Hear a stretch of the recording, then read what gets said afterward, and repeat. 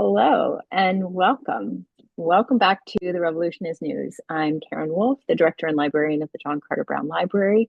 I'm on the road this week, so I'm not coming to you from Providence. I'm coming to you from parts further afield, but I'm really delighted to be here today. This series of virtual conversations features more than a dozen scholars offering short online introductions to key topics in the broad period of the American Revolution as part of the JCB's work for 2026 and beyond. We're welcoming an amazing group of scholars to talk about the big picture and to share a bit of their research. So the bird's eye and the worm's eye view, as it were. I never get tired of saying that. I know I say it every time. Anyway, the idea is to create a kind of resource, a video library of materials as part of our ongoing history and journalism project in this year when the American Revolution itself is news. With helpful partnership from the Atlantic in this work, we've been exploring how best to help folks who are reading, writing, and speaking about the revolution in this year of commemoration. And we know that one way is to keep connecting folks who are interested in the period with those who have done the research. So stay tuned because you'll be hearing more from us about our history and journalism work. And it's worth noting, of course, that we post information with links after each of these events. So today, it is such a joy to welcome Dr. Lindsay Chervinsky to this installment of The Revolution is News on early presidencies. And there is truly no one better. Dr. Chervinsky is a historian of the presidency, political culture, and government, and the executive director of the George Washington Presidential Library at Mount Vernon. Her research expertise is reflected in all of her work, which can be found in publications from op-eds to books, speaking on podcasts, and all across other media forms, and teaching, honestly, I have to say, for every audience. Her first book, The Cabinet, George Washington and the Creation of an American Institution, was published in 2020, and she also co-edited Mourning the President's Loss and Legacy in American Culture in 2023, a really wonderful volume. She is the creator of the Audible course, The Best and Worst Presidential Cabinets of U.S. History. Her newest book is Making the Presidency, John Adams and the Precedents That Formed the Republic in 2024. And she's now at work on a book about John Quincy Adams, the next Adams, as it were. So, Lindsay, thank you so much for being with us. I can't wait to hear what you have to say and then to get to chat with you a bit after. Well, thank you so much for that kind invitation. And thank you all for those of you who are watching live. And then later on, as I know this is going to have a bit of a shelf life, which is wonderful. So I'm going to share my slides here. And what I am really excited to talk to you all about today is sort of what I think are the key principles to know about the start of the presidency. Oh, let's see. Did I close? No, let's try this again. All right. Now I think I fixed it. Okay. So, what are some of the key principles to know about the early presidency, some of the challenges as we were thinking about this institution building out from scratch? And I want to be really honest that this is a project that has sort of built on itself. As Dr. Wolf said, I started with Washington, and the question is, why did you then want to go to Adams? And the honest answer is I kind of wanted to see what happens next, to see how did someone who wasn't Washington deal with this really unusual office and the incredible power that was granted to it. So, any conversation that we have about the presidency has to start with the Constitutional Convention. And not so much because of the decisions that were made, although those are critically important, but because of the decisions that were not made. So I always like to select this painting when we're talking about the convention because it highlights Washington as such a central figure. And again, this is not because of what he said. In fact, he said very little. He only spoke on record once, but because his presence was undeniable in that he was the president of the convention. He was there every single day. He didn't miss a single session.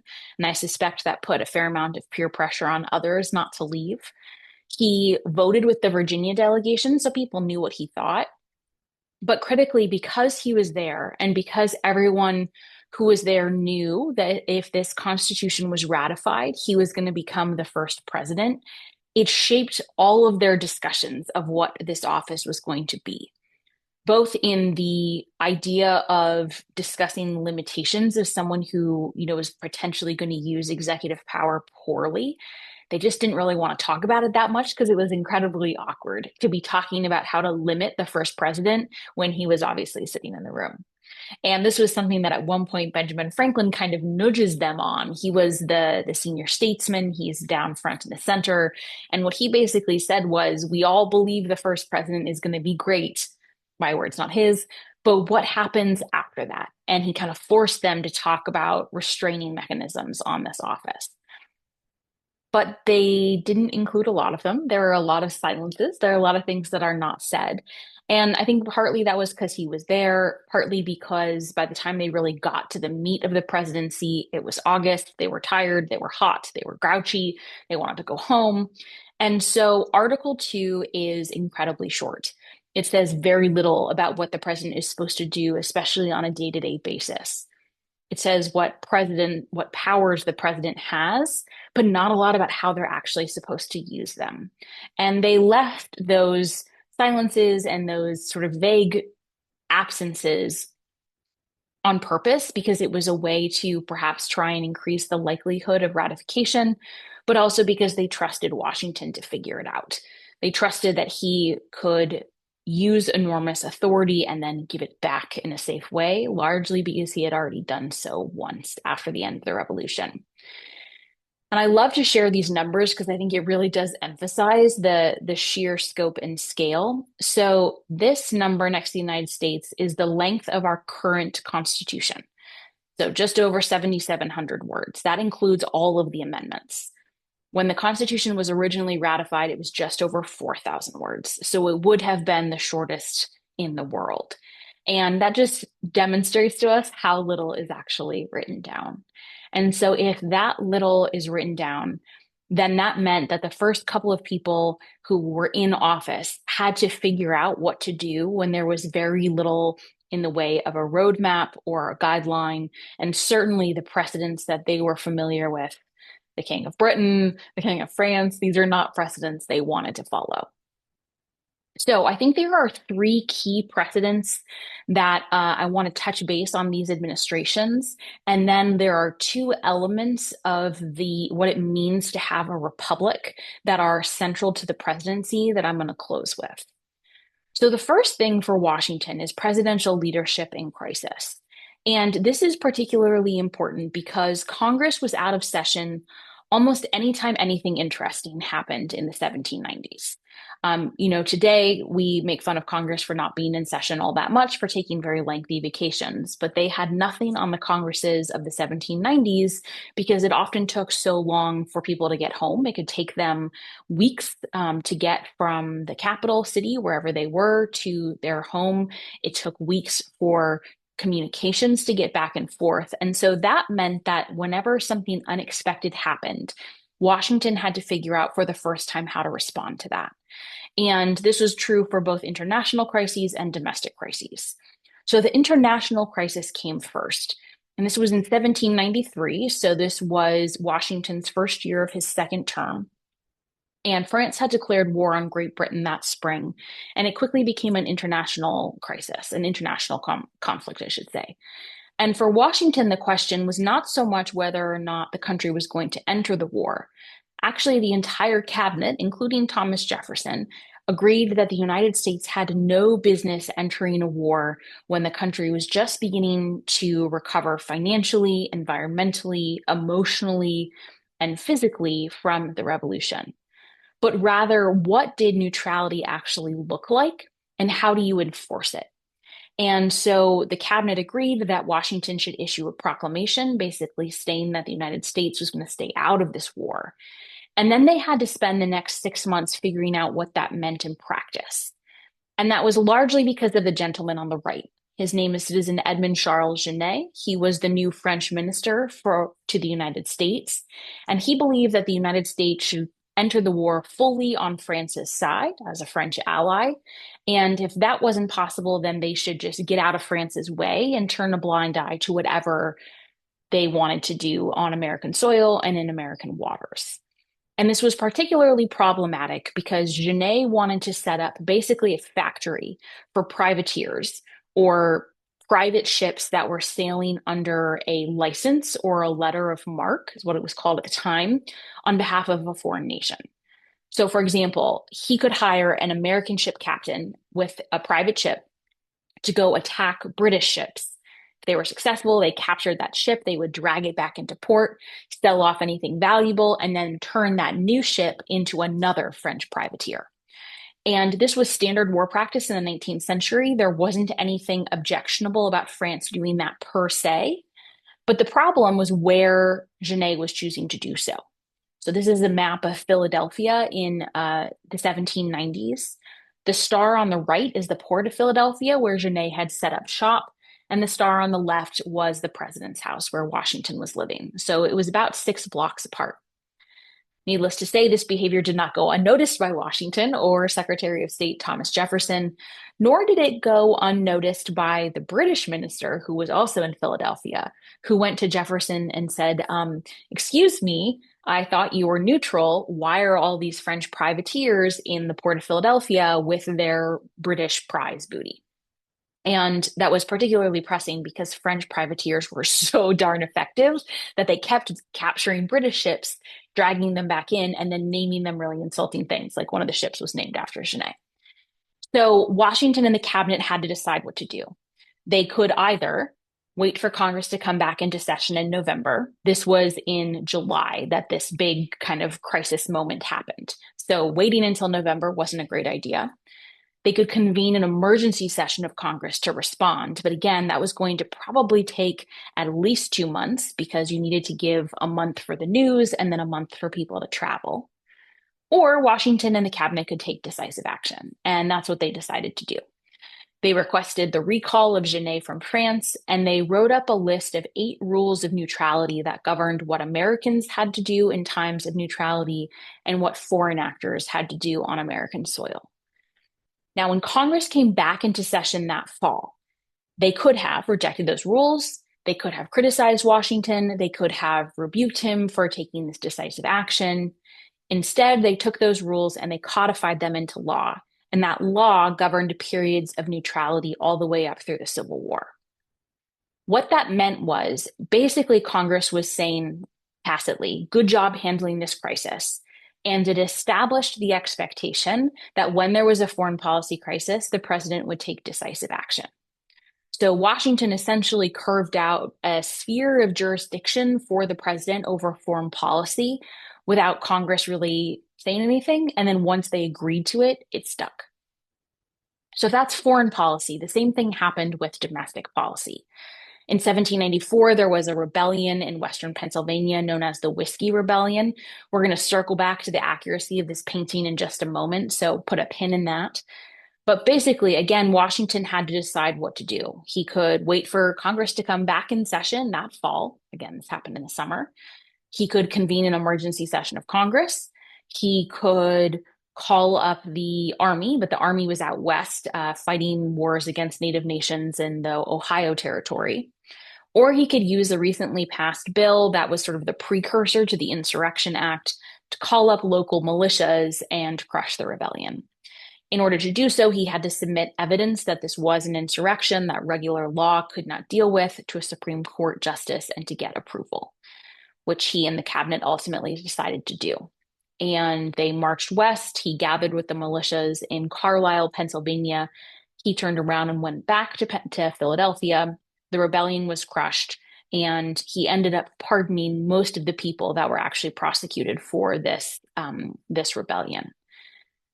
This was really important because when Congress came back into session that fall, a couple of people complained, like Jefferson and Madison in their private letters. They said, well, maybe this was a little heavy-handed and maybe we didn't need to really do this. But there was no public rebuke, which meant that Washington's use of this law in emergency circumstances and his sort of seizing the moment was again tacitly accepted and established the precedent that when there is a domestic crisis, the president is the primary actor. For John Adams, the main question was, does the presidency work for anyone else the way that it does work for George Washington? And it's hard for us to really understand how revered Washington was, especially once he left office, because he had just given up power in a really radical, revolutionary way that no one had really seen before. The closest I can think of is like everyone loves Dolly Parton, but imagine Dolly Parton with political power. he was referred to as the father of the country before he even became president. And so it's just really hard for us to envision what that's like. And so there were real questions about whether or not the presidency would actually work for other people, whether the powers would work, whether the other branches of government would respect the presidency, and how things like the cabinet, which were Washington's creations, how they would function in a new administration. And this really came to a head with Adams over the creation of foreign policy. His cabinet, pictured here, largely wanted to pursue a much more militaristic foreign policy against France, with their sort of favorite hero, Alexander Hamilton, pictured here. Congress had created a massive army on the threat of war with France, and they were using that army as a spoils system for the Federalist Party. And Adams really rejected that, and he wanted to pursue diplomacy. He ultimately did, but it was about a 2 year tussle over who actually had the right to do so and who had the right to make these decisions. And it culminated in May of 1800 in the firing of Timothy Pickering. Now, in this book, the recent one, the John Adams one, by the time I get to the point where he's fired Timothy Pickering, ideally readers should be cheering because Pickering was a real asshat, pardon my language, and probably one of the all-time worst secretaries of state. And so when Adams offered him the honorable way out, he offered him the right to resign. Pickering said no and said that he preferred to stay in office for Adams' entire term. And so Adams sent him this note, the language on the right. No salutation, no thank you for your service. And for good measure, he changed the locks on the State Department offices, which I think is particularly funny. Now, what came next was really important because Washington had never fired a cabinet secretary. He had fired sort of lower level people that were very clearly a part of the executive branch, but it was not clear whether or not the cabinet sort of had a separate role. And the only people that he had had leave either were retiring or when Washington lost faith in them, they were so upset they just quit. So when Adams submitted John Marshall as Timothy Pickering's replacement, the Senate debated for a couple of days whether or not that was something he could actually do. And that is because the Constitution doesn't say anything about it. The Constitution says that there will be department secretaries, but not what or how they're appointed or how many or what kind. The legislation actually creating the department secretaries was passed in the summer of 1789. And Congress was so divided amongst themselves that they didn't include in the bill how secretaries are to be removed because some thought the Senate should have a role and some didn't. So there was this gaping silence in what was the president's authority. Ultimately, the Senate decided to accept John Marshall because they felt like anyone else that Adams would appoint, they would think was worse. And what that meant was it established this precedent that presidents have the right to remove their cabinet secretaries. And that was actually confirmed by the Supreme Court in the 1920s.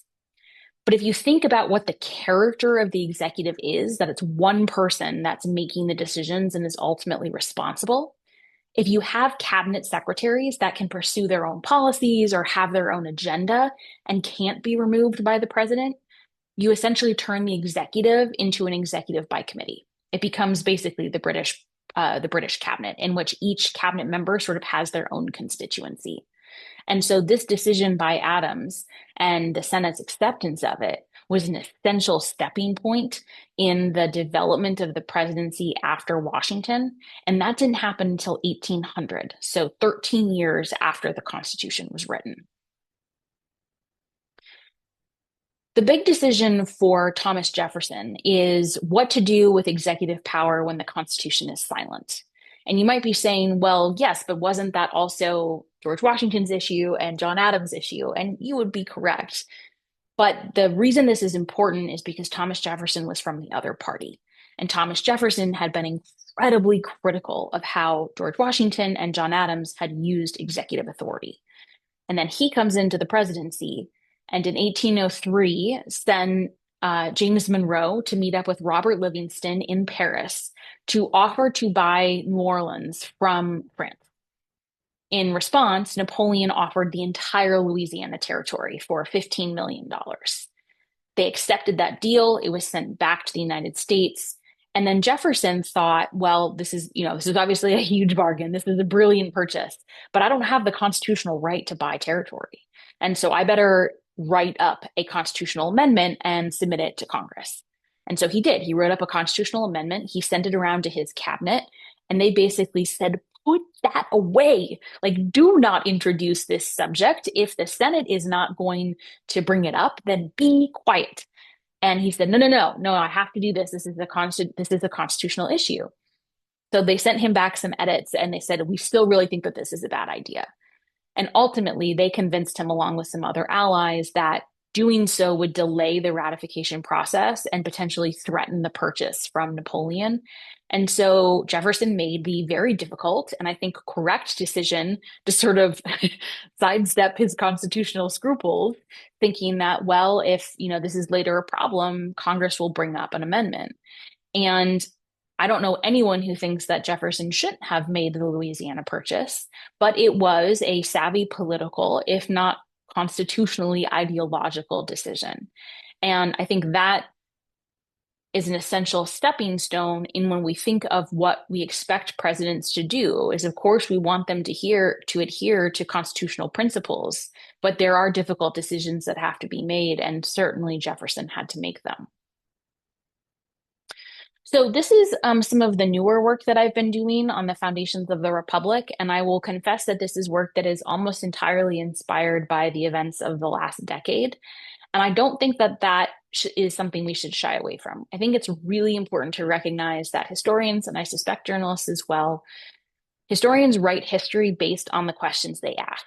And that's why you can have 5 people look at the same subject and ask different questions and then therefore get different information from archival material. It's all about the questions we ask. And the questions we ask depend on what we've seen, on what we've learned, on what our life experiences are. It shapes who we are as a unique individual.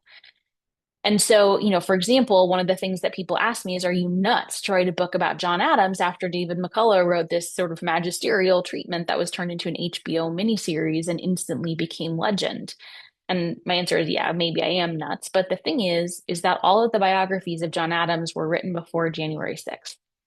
And if you've never seen a contested transition, then maybe you take the peaceful transfer of power for granted. I certainly did. And if I did, then probably some readers do too.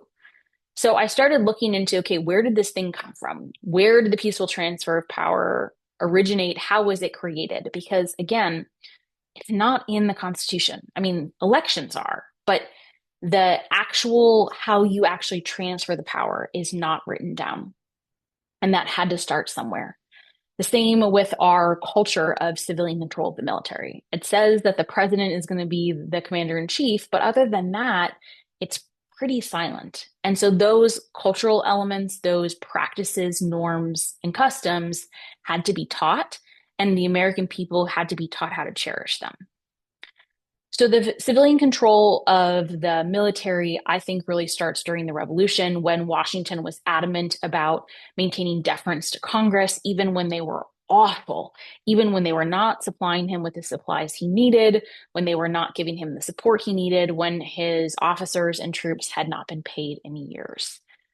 Perhaps the most pivotal moment occurred in March of 1783, when a group of officers came up with a plan to sort of force Congress to reform in order to raise money to pay them. And if that didn't work, then they would take over. This was essentially the beginnings of a military coup. You've probably heard the Newburgh conspiracy story where Washington learns of this and he comes in and he is reading an address and he sort of stumbles over the words. He took out his glasses and he said, "Forgive me, I have gone blind and gray in service to my nation." And that works because at the time you weren't supposed to wear glasses in polite company. So it's actually, something you were begging someone's pardon for. What I think the part of that story that's often missed is he also had his very large general of the artillery, Henry Knox, blocking the door and ready to court-martial any officer who did not swear an oath of allegiance to Congress.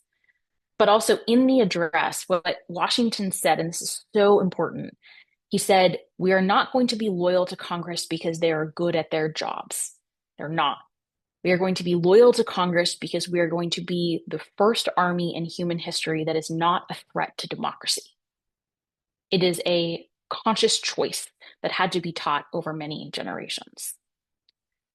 Now, Washington's returning of his commission in December of 1783 sort of seals the deal for this generation, because if he was not involved in the army wasn't really going to be able to take over power in any real way in that interim period. Without his leadership, it wasn't going to be a compelling case. So this is an essential moment in ensuring that we don't have a military dictatorship. I can't stress enough that when this happened, and this is, of course, the first time that Washington did it, it was nuts for people to see. This was the world of military dictators and kings. People didn't give up power, especially when they didn't have someone they could give up power that they trusted. Congress was not particularly trustworthy, and so for Washington to do so anyway was really a radical choice. Next, I said we were going to return to this painting, and here's why. When Washington marched out with the militia at Carlisle, he turned around and went back to Philadelphia because he did not want to be seen arresting his own citizens. He did not want to be seen at the head of a marching army marching on his citizens, because that is a very militaristic image. So if anyone ever tells you Washington is the only president that has led troops into battle, you tell them they're full of hogwash. The second piece about this painting that is essential is I am almost certain that Washington was not wearing a military uniform. He primarily wore a suit as president. Sometimes it was velvet, sometimes it was homespun, but he did not wear a uniform. And I am almost certain that if he had put a uniform on, someone somewhere, either in a letter or in a newspaper, would have said something about it. And they didn't. So when this painting was done a couple years later, I'm pretty sure they added that detail and it was not there. And that is an essential symbolic gesture to not be wearing a uniform when engaging in this activity.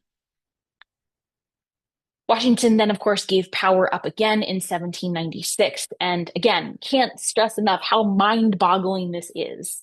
And it was particularly important because he understood that if he stayed in office and died in office, then it would establish the precedent, again, because of all these silences, that we have elected kings, essentially, in name only. And that was not something he was willing to establish. He also understood that that first transition was going to be incredibly stressful because Americans, again, only knew him as president. They had no frame of reference. There had been transitions at the state level, but that's not the same thing. And the most recent national transition they had witnessed was the French Revolution, which was quite literally characterized by guillotines running through and blood running through the streets. So they had to be taught that this was something that they wanted to participate in and that mattered. Now, one of my favorite pieces of evidence to show how incredibly hard and stressful this moment was are these presidential portraits. And I don't share them because I think they're particularly good art. I don't. I think the portrait on the left, perhaps one of the most famous of Washington, it's called the Lansdowne portrait. I think it's among his worst, actually, because his head is like kind of weirdly sloped back and his cheeks were very puffy because he had just had new dentures made. But compared to the Adams portrait, it's absolutely amazing. The Adams portrait is ridiculous because they put John Adams' head on George Washington's body. If you look at these paintings, this is Washington's military portrait, they're the same body. John Adams did not look like that. And that's just if we look at the actual physical features. If you look at the backgrounds, same columns, same draperies, same tables-ish, same, stuff on the tables, same carpets. It is an amazing demonstration that Americans didn't even know how to visualize a president being in any other way. So when John Adams showed up for his oath of office, to take his oath of office and become the second president of the United States on March 4th, 1797, another really important symbolic moment happened. George Washington showed up not because there was a precedent of it, there wasn't, or because he was invited or expected to. He wasn't, it was a surprise. But when John Adams left the room after he had taken the oath and became the president, Washington walked out behind him. And it was probably the first time in 3 decades that Washington had walked out of the room behind another man. And that was a gesture that he was just a citizen like everyone else. He was no longer the president. The office was much bigger than any one person's reputation. And while that might not seem like a huge gesture to us, the people in the room, in their diaries and in their letters to family that night, they talked about how there was not a dry eye in the room and how watching the rising of one sun and the setting of another, which is a direct quote, was the most sublime thing in human history. Now, we might think that's a little bit of an exaggeration, but what I think is important is that they understood they were making history and they were incredibly proud of it. Now, they were proud of it partly because they didn't know what was going to happen 4 years later, which has, I think, largely overshadowed this moment. But this moment is, I think, worthy of commemoration. 4 years later, the seat of government was in Washington, D.C., pictured here. This was the view from the Capitol down towards the president's house. As a brief refresher, it was a tie, and it was a tie between Aaron Burr and Thomas Jefferson, which meant that the election was thrown to the House of Representatives. And under the terms of the Constitution, still to this day, each state got one vote in the House, not each delegate, each state. Now, Jefferson controlled 8 states, Burr controlled 6 states. You needed 9 votes to win.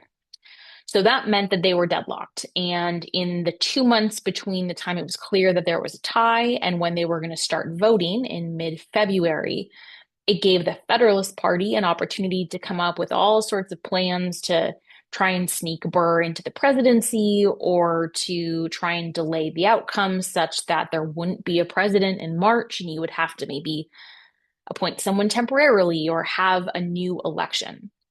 In response, the Democratic Republican governors of Pennsylvania and Virginia stationed their militias on the state border and got ready to march into Washington, D.C. if anyone tried to take the presidency from Jefferson. When Congress gathered at the Capitol, pictured here, a large mob formed outside and they threatened to kill anyone who took the presidency other than Jefferson. The French minister who was in Washington, D.C. at the time said that the mob was 100,000 strong. Now, 100,000 people didn't fit in Washington, D.C. at the time, so he was exaggerating, but it does get at his mindset and how likely he thought violence would be, and also how fragile this constitutional moment actually was. From the White House, pictured here, John Adams did something we very rarely celebrate in presidents. He practiced restraint. He didn't call up the army. He didn't send in the militia. He didn't try and meddle in the House of Representatives or have his allies do so. Instead, he invited Jefferson to dinner and he said to Jefferson that he believes Jefferson was the rightful winner. He was the people's choice, that the House would eventually get there. He trusted the Constitution to come up with a solution. And he said he would take no part in any Federalist schemes or any future elections, and that once a decision was made, that he would do everything in his power to support the administration. After 36 ballots, so this was towards the end of February, the House finally did come to a solution. They brokered a negotiation in which the Federalists sort of agreed to swing votes if Jefferson agreed to keep the National Bank and the Navy and to try and avoid war with France and Great Britain. Adams then sent a note to Jefferson, sort of outlining the carriages in the stables and the horses, so Jefferson didn't have to make new purchases. He invited Jefferson to come meet with his staff to see if there's anyone he would want to hire, and he instructed his cabinet secretaries to work with Jefferson and not make any major decisions without letting him know. Basically giving briefings on the state of the Union before any of that was required by statute. When Adams left the White House on the morning of March 4th. I think he gets a bad rap for leaving, and we can talk a little bit more about that. He went home and he wrote Jefferson a note that said, "Everything is peaceful here. I wish you a safe and happy administration." He lost and he went home. Again, revolutionary thing to do, and then sent a note that establishes the tone for, I think, what we want all transitions to be. Jefferson played a role too. His inaugural address has this very famous quote. It is an offering of an olive branch and an extending of an arm to try and bring new people into the coalition and to recognize that you're going to be president for all people and not just for your party. We now expect presidents to do this, but Jefferson was the first, and so it was groundbreaking and established a very important precedent. I love to close with this quote because it was what John Adams wrote to Abigail Adams after his first night in the White House. It demonstrates his earnestness, which I find quite charming. Certainly his commitment to try and make the presidency better for the time that he was a steward of the office. But also, the last line is a recognition of how much of the presidency isn't actually mandated by law or statute and therefore entirely depends on character. I think the best presidents have recognized that and have attempted to live up to that lofty standard. So, with that, I am delighted and excited to take your questions. Thank you so much, Lindsay. This is so great, and so many fantastic points you raise here. I remember being transfixed by your first book about the cabinet and thinking like, oh my God, we've never thought about this. This is amazing. So I want to come back to asking you a specific question about the cabinet again. I think a question that I've been thinking about ever since I first heard about that project. But I want to start by asking you a little bit more about um, the context of the Constitution. Like one of the things you said was really incredible, which is that A, it's super short, and maybe one of the reasons why it's so short and it's not really fleshed out is because of, I'm not going to say lack of attention span, but they're like, it's hot, things are Mm-hmm. hectic, and Washington's there. Mm-hmm. So do you ever get the sense that anyone at the convention regretted that they didn't flesh out Article 2 a little more fully, that they let it be the kind of implicit George Washington will be president kind of thing? Do you have any sense about that? Yeah, absolutely. So, I mean, I think it was partially that, Washington was there and present, but partially they also recognized that the more specific they were, the easier it was going to be for people to take umbrage or to object to certain things. And so vagueness was their friends in some ways. Now they realized, I think later on, that that vagueness could be a double-edged sword. And Madison, this is something that Madison wrote about a fair amount, in that he initially really thought that Congress was going to be the branch to be concerned about, that Congress was going to be the potential source of tyranny, especially the Senate. Mhm. And pretty quickly he realized, oh, there's a real benefit to having one person making decisions and also being in office all the time, as opposed to Congress being out of session somewhat regularly. And this comes to a head in March of 1796. On March 30th, Washington asserted executive privilege for the first time. He didn't call it that. That term was a creation of General Eisenhower, President Eisenhower.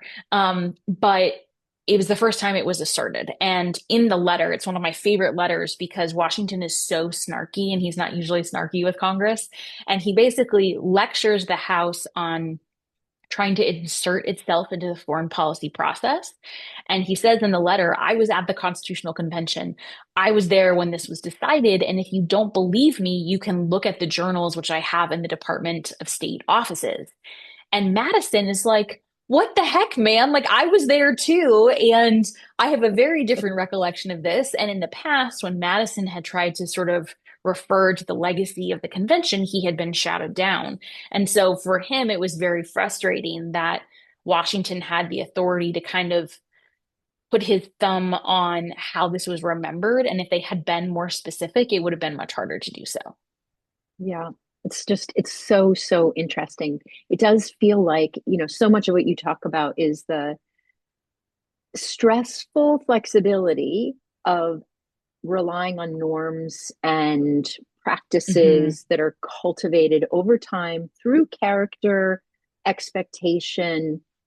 Are there moments where you think, or let's just stick with Washington now, are there moments where you think that broke, like that it didn't work to try to establish norms, practice through like where they really wish, like, oh, I wish actually we had a little more structure here? Mm-hmm. Um, I don't think with Washington because I mean, even when he received criticism in like 1796, it was nothing compared to the pushback that later presidents have received because he did have so much gravitas and such an unusual stature. I think when we look at the course of the presidential history broadly, and we look at sort of the rise and fall of presidential power, and the way that I sort of encourage people to think about this is there are a couple of decades where you probably have trouble remembering who the presidents were and what order they came in. That usually marks a high point of congressional power and is a demonstration of how much of the power of the presidency, at least in the 19th century, was not institutionalized and it was much more about person and like individual heft. Mm, Once we get to sort of the New Deal state, that changes because the presidency does expand and takes on so much more institutional power. But I do think that for a lot of the presidents after Washington, there were times when either Congress wished, wow, we had reined things in, or presidents wished, wow, I had more institutional authority. mm, Super interesting. Um, you talked about Adams with a great deal of admiration, and you write about this, about what he achieved as the not George Washington president. Hmm. Um, are there other moments that you can pinpoint in these early years in the first handful of presidencies that you see? I mean, nothing is going to achieve the kind of giving up of power in the way that Washington Hmm. did. Nobody can be Washington. But are there other moments where you see a remarkable display of norm setting that was in the service of a durable constitutional government Hmm. structure, like John Adams, for example, in 1800?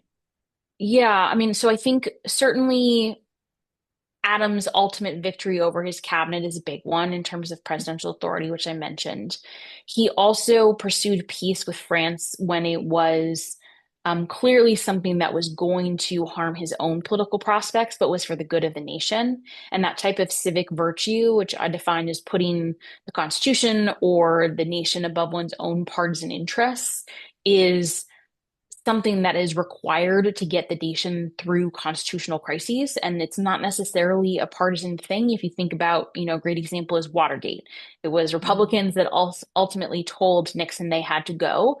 And in the short term, their political prospects were crushed. In the long term, they were not. And so it's a moment of civic virtue on behalf of the nation. So I think Adams exemplified that in a lot of ways that were really important.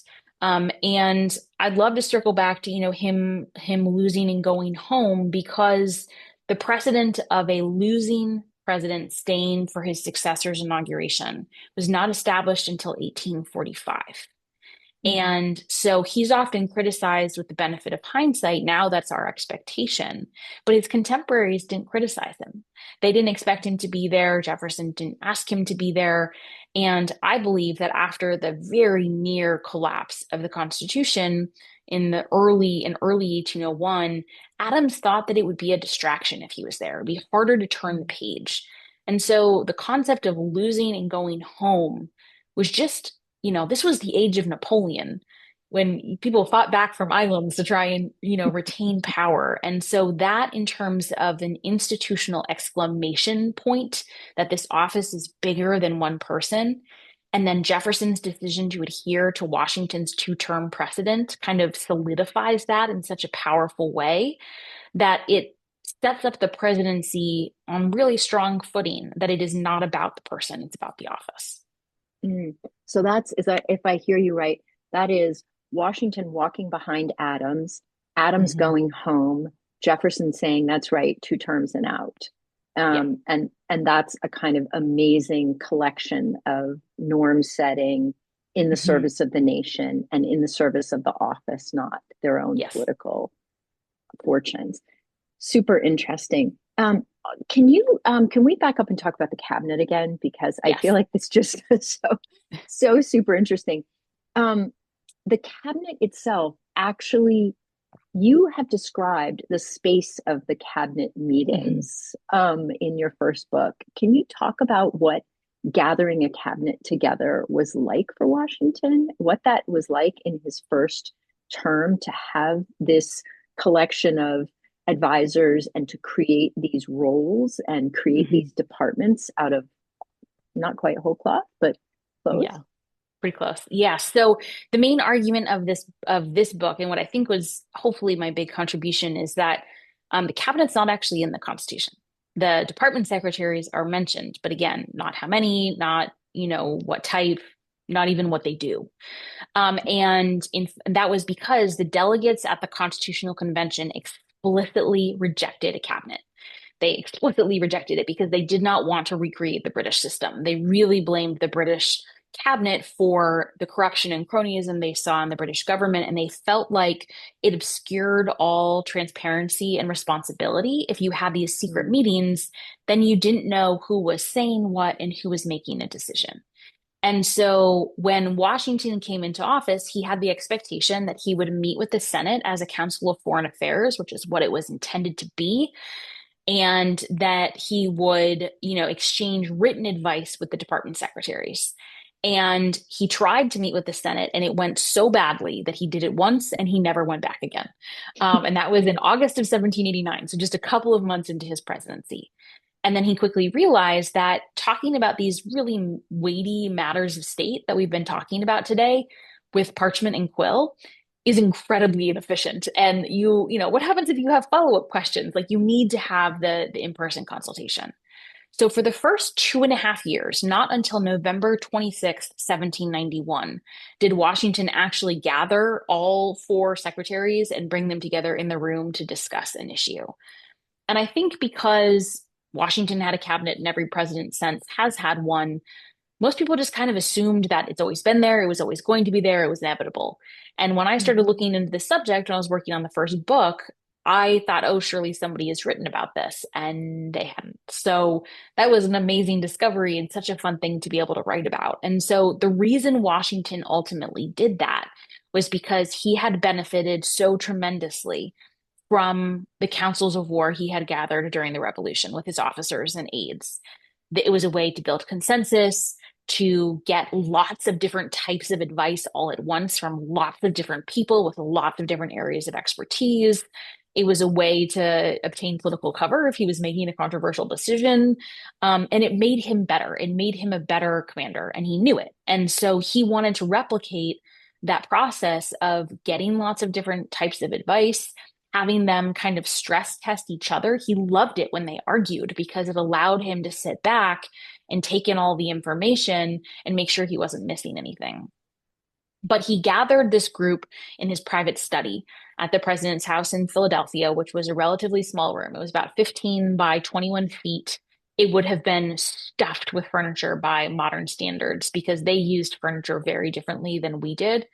So it had three big bookcases, a massive desk, a globe, a stove, his dressing table, and then he probably would have brought in a table and chairs for the secretaries when they met. And they were the only people he met with in that room. He would often have his morning shave and have his hair done by Christopher Shields, who was his enslaved valet. But those were the only people in the room. And so it created a personal and private space that conveyed certainly closeness to him and the importance of these conversations. But also, it set the cabinet up to be an intensely personal body that looks different for each president. That means that every president gets advice from secretaries in a very different way, and that they don't have to listen if they don't want to. And that is a really essential part of the presidency is each president gets to decide who their advisors are. And if we're lucky, they pick really good advisors. And if we're not, they don't. Do you think either, I mean, you talked about Adams and his struggle with Pickering.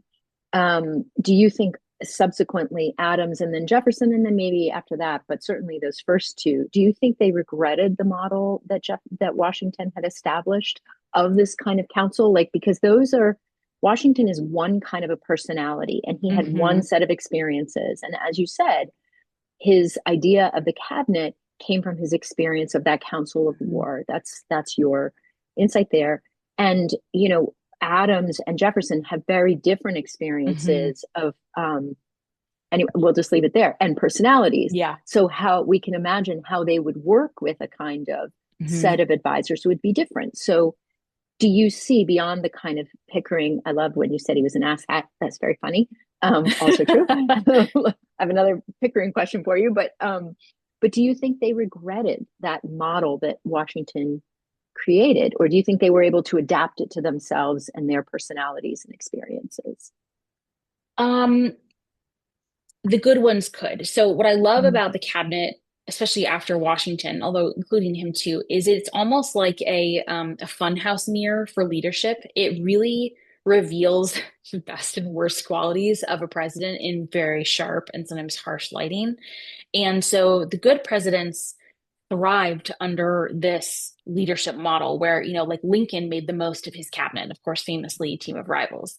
FDR had a one, I mean, it would have been horrible to be in his cabinet because he would often give multiple cabinet secretaries the same assignment and play them off each other and see who came up with a better idea. So he was highly manipulative and it would not have been an enjoyable experience. There was no esprit de corps among the secretaries, but it worked for him. It worked for him really well. Theodore Roosevelt worked with the cabinet really well. Eisenhower worked with the cabinet really well. It is not surprising that the presidents who tend to fall in our top 10 did well with the cabinet because mm, that sort of is how the presidency is set up. The presidents who struggled with it, Madison, incredibly brilliant intellect, but kind of got run over by his cabinet.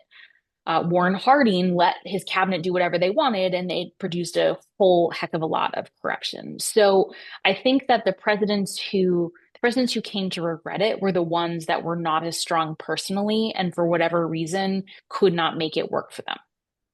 mm. I just want to note that if you all have any questions, you can put them in the Q&A there. I'm just going to keep going because I have a billion questions here. And honestly, I could go for a lot longer than Dr. Chervinsky has already signed up for. But I do want to acknowledge that I will read your questions if you put them in that thing. Just going back to Pickering, he becomes a senator. And Mm. there does, I mean, I know we obviously experience that in our own time that people can move out of the cabinet and into other government roles, or maybe the reverse. But how did that work in this early period? Like, how did presidents think about having people move in and out of cabinet positions and then other governmental Mm. positions, particularly in the legislative branch? Hmm. So, it's a really interesting and good question because the cabinet was not nearly as prestigious as it is today. It was a good salary for the time, but not compared to, what a really good lawyer could earn, for example, or certainly not compared to what we would expect a high salary to be today. It opened you up to a lot of personal criticism. It was incredibly hard work because travel was so time consuming and dangerous. You were not going to see your families much or see your home if you were not living nearby.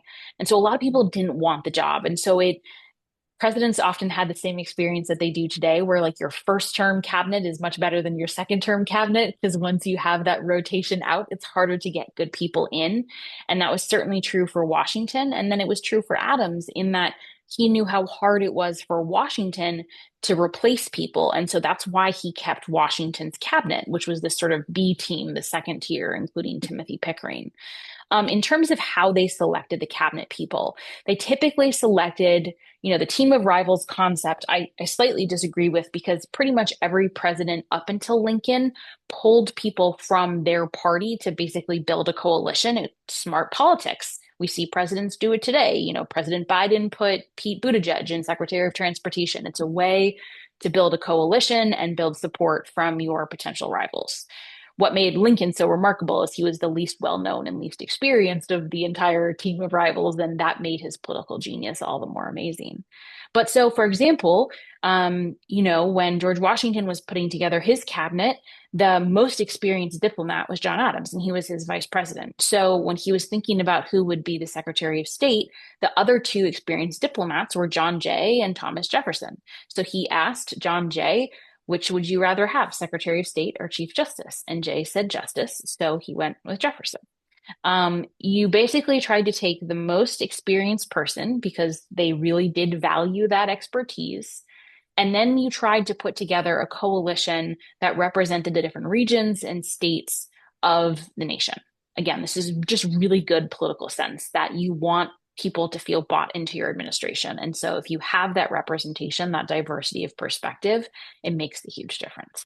In terms of the going in and out, it was not uncommon for people to go out of the cabinet and then go into Congress, either because they would go home and their neighbors would represent them to the House, or the state legislature, which at the time selected how senators were picked, would then select one of these most famous sons from their state. So it was really pretty common actually to see people go from the cabinet to the Senate or to Congress. It was also pretty common for people to go from Congress to do a diplomatic position and then come back. So Henry Clay was the Speaker of the House. He resigned so that he could be a member of the commission that negotiated the Treaty of Ghent that ended the War of 1812, came back, and his constituents voted him back into the House, and he became the Speaker of the House again. So that sort of movement was not as, it was much more flexible then than it is now. Yeah, that's really helpful. I think that's really helpful. I was just thinking about, I was trying to remember doesn't Pickering try to get New England to like secede from the US or Multiple something? times. Yeah, okay. Yes, All multiple right. times. I was like, First in, yeah, yeah, first in 1807 over the embargo, and then again during the War of 1812. So he's just a marvelous villain for all of my books. okay. Well, I'll always be a Virginian, but as a New Englander, I'm also like, well, I got to see what he's got going on there. New England secession there, activity.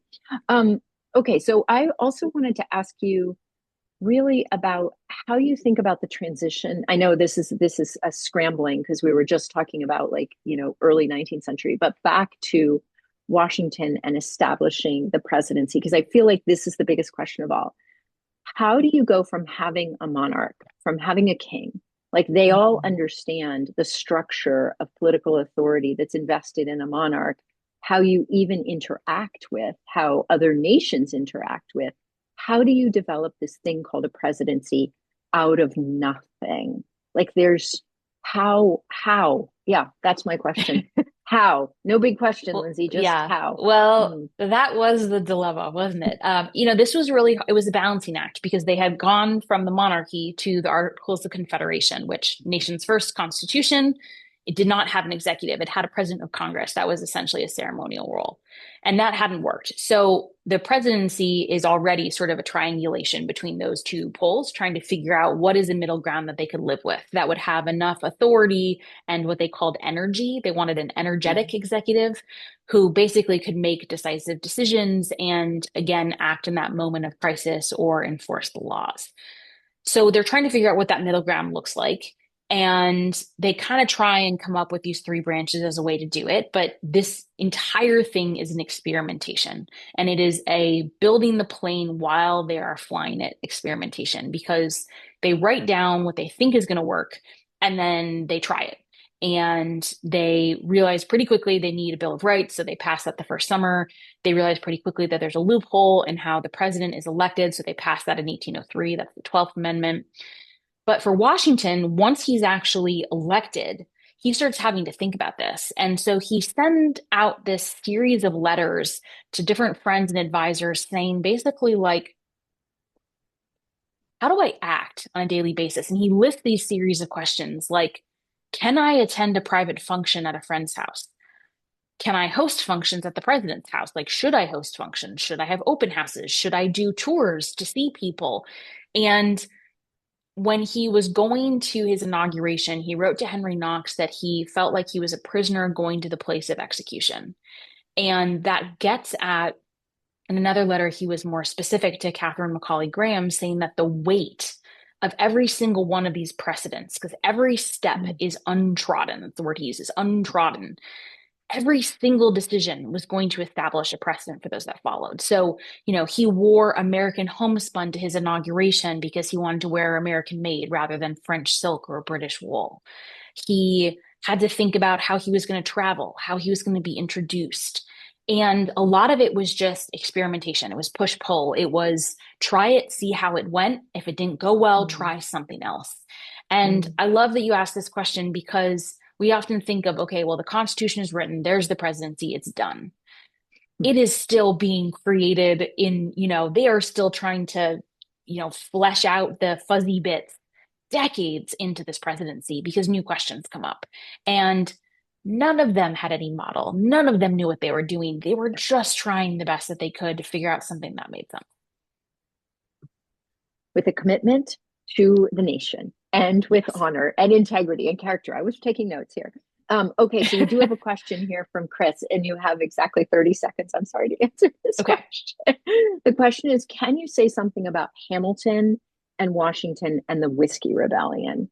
What is the combo platter of intrigue there? Yes. Okay. So Hamilton got Congress to pass an excise tax because it needed to have some sort of money, some sort of revenue. An excise tax was politically smart because it didn't require each person to pay it, and it wasn't a tariff on foreign goods, so it wasn't going to harm trade. However, it hit the western regions of states really hard because they had more distilleries than the eastern regions. So it was very unpopular. There had been peaceful protests for 2 years. They turned violent in the spring of 1794. Hamilton needed this law to be enforced to prove that the government had the right to pass tax bills and to force them to be collected. And he worked with Washington on the enforcement. When Washington turned around and went back to Philadelphia, he left this militia under the command of Hamilton and Light Horse Harry Lee, who was Robert E. Lee's father. Interesting side note. Hamilton was really wanted to have harsh penalties, and Washington said no and gave the pardons to those that acknowledged wrongdoing and signed an oath of allegiance to the Constitution. That is a really fantastic moment to end their It is. allegiance to the Constitution. Dr. Chervinsky, Yes. thank you so much for being with us and enlightening us so much about the early presidency. We appreciate it so much. Oh, I just realized I forgot my last slide. My last slide had reading recommendations for you guys. Oh, yeah. Okay, well, wait. Yeah, hang on, everybody. Let's get this on Okay. here. Yes, Last reading slide. recommendations. Oh, did I Gotta close have it? that. Okay. I will tell you them and then maybe, I don't know, we can post them or provide them. Yep, So and we will edit I them in. had, Yep. okay, excellent. I had my two books, obviously. So The Cabinet and Making the Presidency. Corey Shockey's book called The State and the Soldier, which is phenomenal on civilian control of the military. Frank Cogliano, Emperor of Liberty, is, I think, the best book on Jefferson's foreign policy. Who else did I have? Um, I'm freezing. Oh, Jonathan Ginnap's book, Gienapp, called The Second Creation, and it's on what Congress sort of fleshes out in those early years. And I think there was one more, but now, oh, and Ed Larson's The Return of Washington. It's about sort of his political savvy from the end of the war to the beginning of the presidency. Awesome. I think that's great. Corey Shockey's book is on my desk right this minute, even as we speak. So good. So I good. know. Well, I'm very excited. Very excited. Dr. Chervinsky, thank you so much. It's been a pleasure Thank as you. always. Okay. Really appreciate it. Thank you all. Bye-bye.